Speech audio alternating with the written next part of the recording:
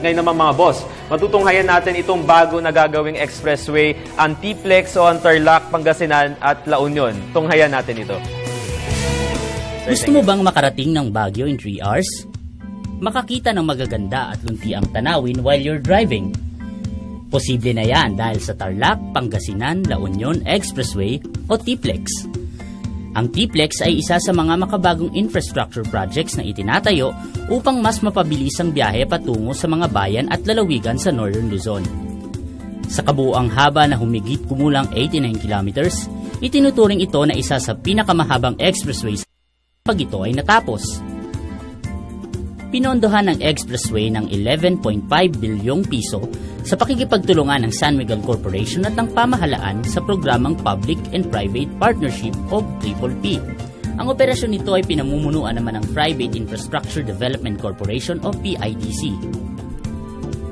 Ang expressway ay dumaraan sa 4 na lalawigan, ang Tarlac, kaunting bahagi ng Nueva Ecija, Pangasinan at La Union. Pagdating sa safety features, hindi pahuhuli ang T-Plex. Dahil sa malawak na kapatagan ito dumadaan, ang T-Plex ay sadyang pinataasan upang hindi bahain. Accessible din ito dahil mayroon itong 8 interchanges, 63 underpasses at 12 tulay. Isa sa tulay na madadaanan dito ay ang tumatawid sa Agno River, ang Agno River Viaduct.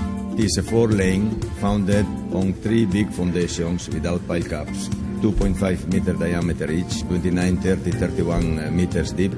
What you see now sticking out is a 1.8 meter diameter column. Maliwanag at ligtas naman ang biyahe sa gabi dahil na rin sa mga lighted interchanges at reflective gilid ng daan. By night, you will see that first, the pavement markings are the latest, in accordance with the PWH requirements.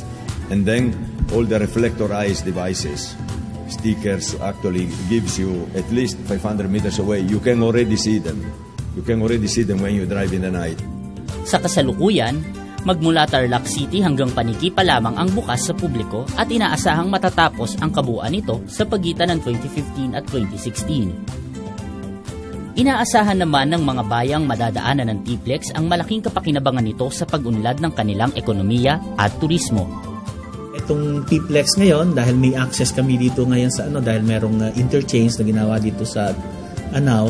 So, ang pinuporsi ng Anao ngayon is sana yung mga ibang negosyo ay pumasok naman dito sa bayan ng Anao dahil accessible na ito sa kagaya ng Clark, kagaya ng Subic, kagaya ng Manila dahil nga siyempre mabilis na yung travel.